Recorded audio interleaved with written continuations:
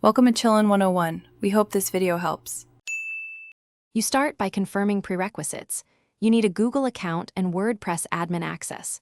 Once ready, open Search Console and pick property type. Domain covers all subdomains. URL prefix is quicker for a single protocol.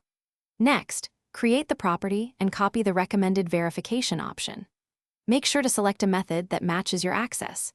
DNS for domain verification or HTML file/meta tag for URL prefix. This gets verification rolling, so you can link search. Now you implement the verification in WordPress.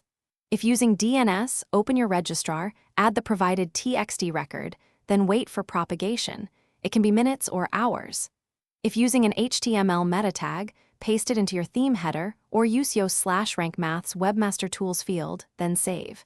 If you prefer, upload the verification file to your site root via FTP or your host's file manager. Once done, return to Search Console and click Verify to confirm ownership. After verification succeeds, link Search Console with Google Analytics for combined insights by going to Analytics Admin and connecting the property.